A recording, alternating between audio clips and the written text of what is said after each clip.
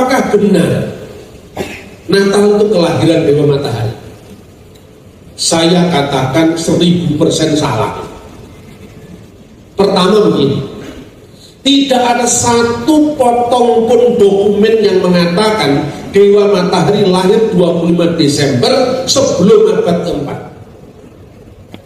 Jadi pernyataan Dewa Matahari lahir 25 Desember itu zamannya Kaisar Julius Simurtan. Kenapa disebut Julius Simurtan?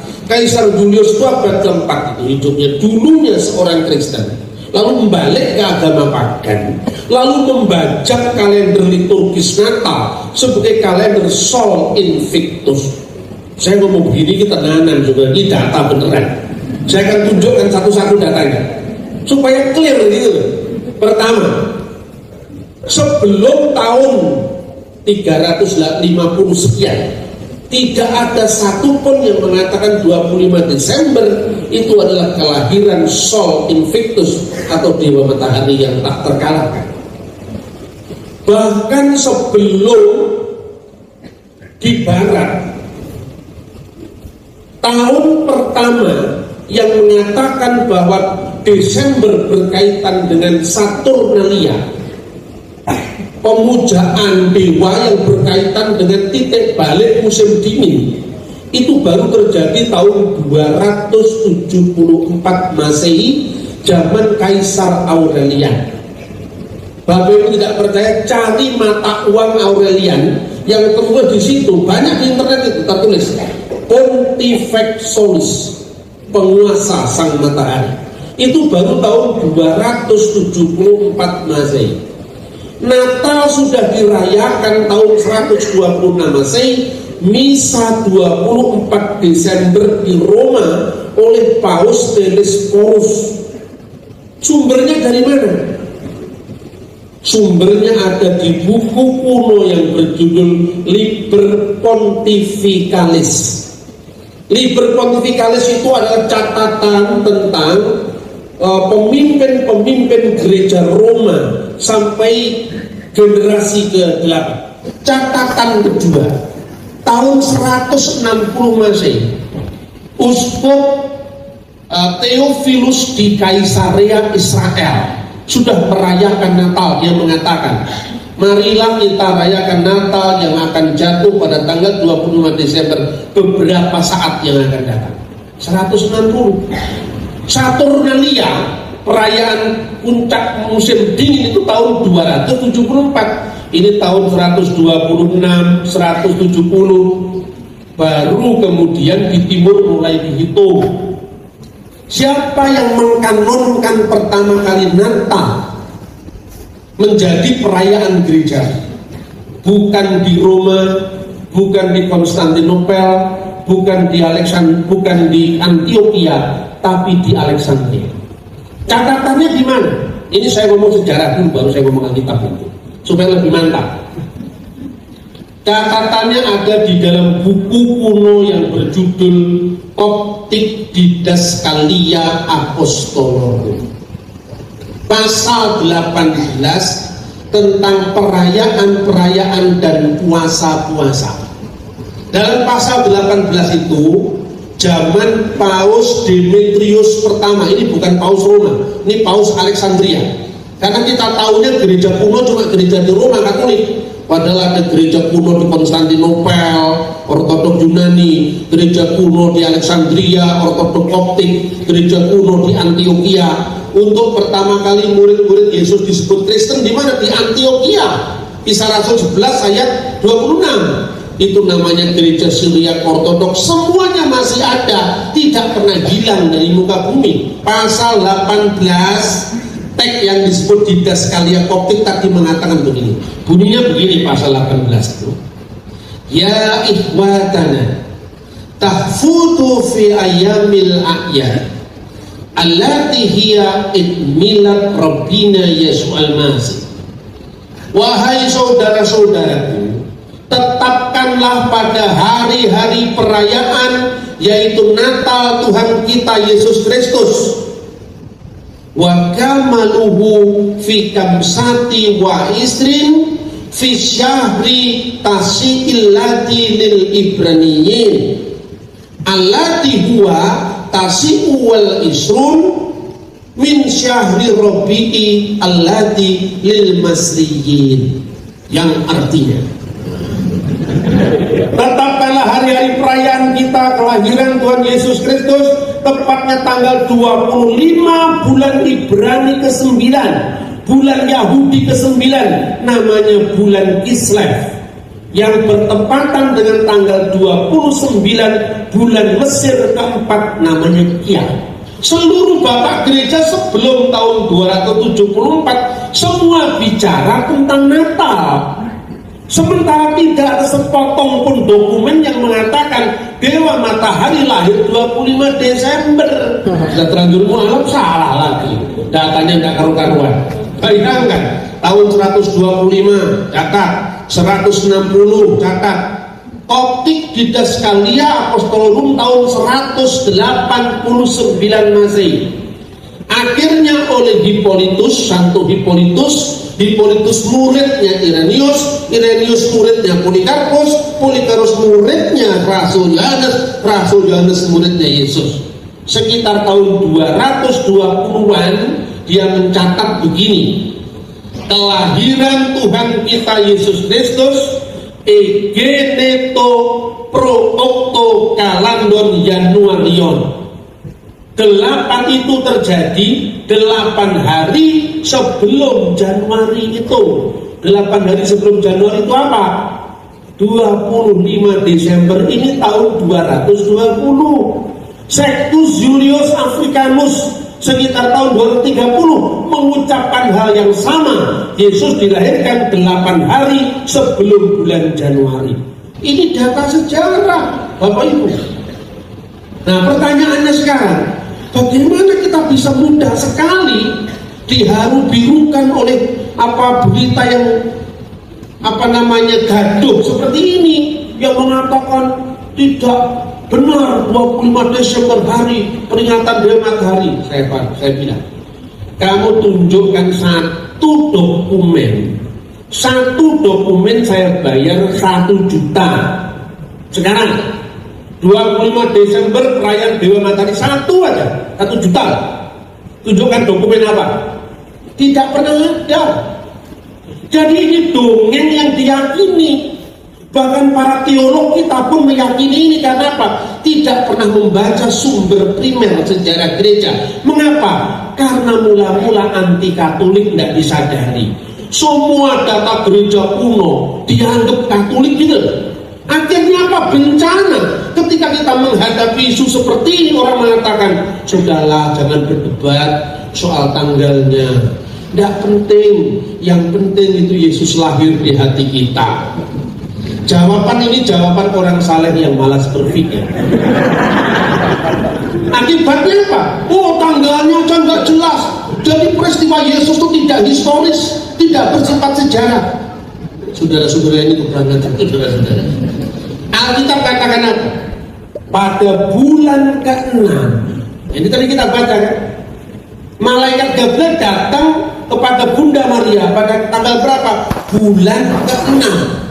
Bulan ke-6 itu bukan bulan Juni sekarang. 6 bulan setelah Zakaria mendapatkan wartaan malaikat. Itu kapan? Kan nggak ada catatnya di Alkitab, Pak. Ada, menggunakan iso moco. Menggunakan orang ngerti sejarah. Iya, kalau pertanyaannya harus Anda ambil terlebih gimana, saya tanya.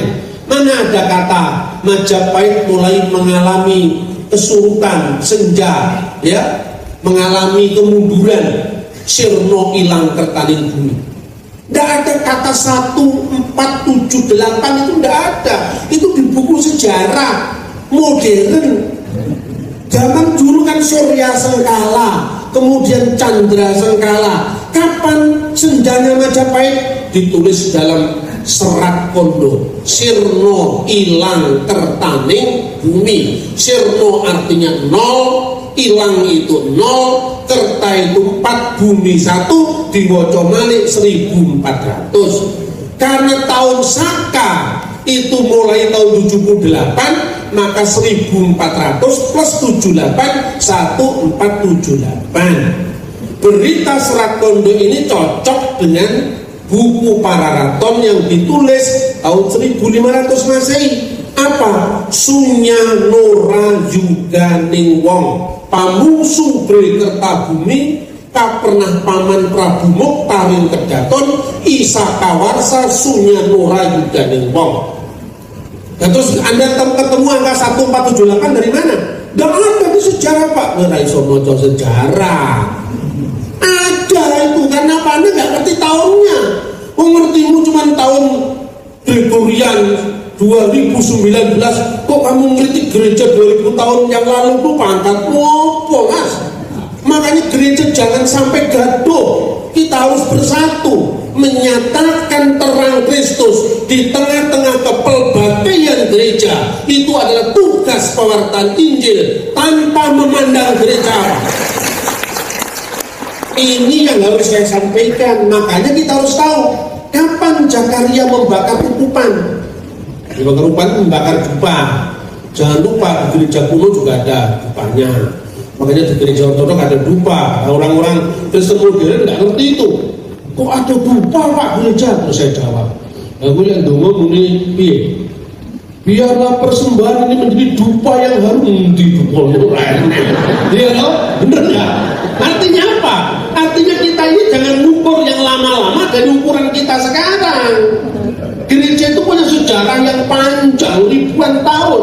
Nggak bisa kita potong hanya munculnya gereja baru tahun 2000-an ini, nggak bisa.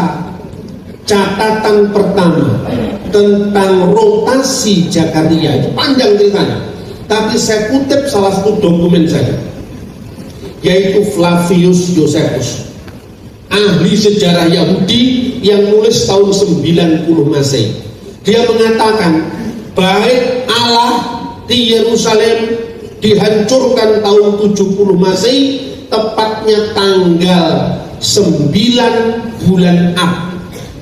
Bulan Ab itu bulan Yahudi, sejajar dengan Agustus.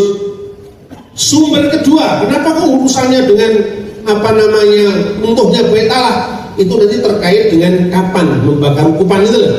Nah, Zakaria itu rombongan Abia, Lukas pasal 1 ayat 5. Abia menurut 1 Tawarik pasal 24 ayat 7 sampai 19, rombongan ke-8.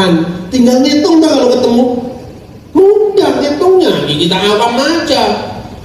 Bagaimana catatan kedua? Catatan kedua dari dokumen Yahudi namanya Megillot Ta'anit. Itu bagian dari buku namanya Talmud. Ditulis kira-kira tahun 160 Masehi. Dalam Megillot Ta'anit 4:29a disebutkan dalam bahasa Ibrani begini. Beshe haraf Bet Hamikdas Harisona, hancurlah bait Allah pertama kali itu, ya. Ditulis kemudian Oto Bayom Eref Tisabi'ah, tepatnya pada saat menjelang senja. Eref itu bahasa kitanya maghrib gitu, Eref Ibrani.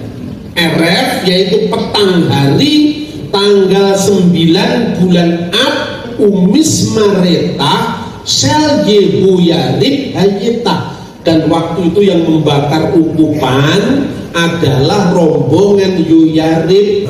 Berarti 5 Agustus tahun 70 rombongan pertama yang membakar ukupan. Tinggal ngitung ke belakang 75 tahun. Dihitung mundur ke belakang. Kalau Agustus minggu pertama kan tanggal 5 itu 9 bulan Ab sama dengan 5 Agustus minggu pertama, rombongan pertama. Juli minggu keempat, rombongan keempat. Juli minggu ketiga, rombongan 23. Juli minggu kedua, rombongan 22, seterusnya. Nanti akan ketemu Zakaria sang imam itu membakar ukupan di bulan Tisri. Tisri itu sama dengan bulan kita September menurut kalender ini barat, ini September. karena sebagian besar ini dari gereja barat, saya pakai kalender barat.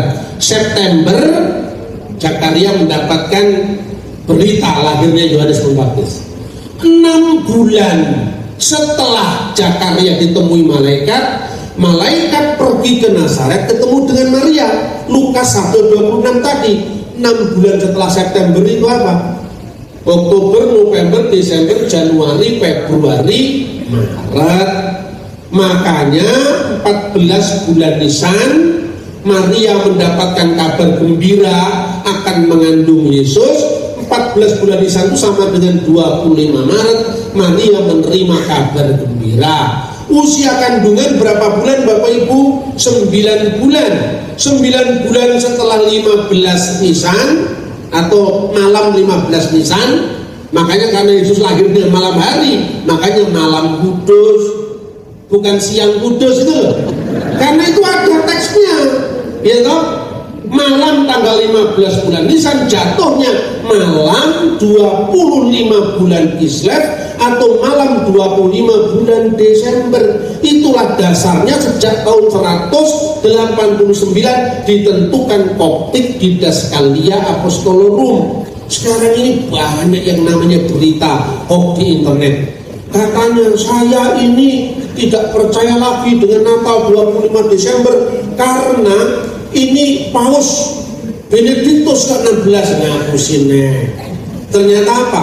Ini ada web yang mencomot ucapannya Paus Benediktus ke-16, namanya webnya itu Kiblat.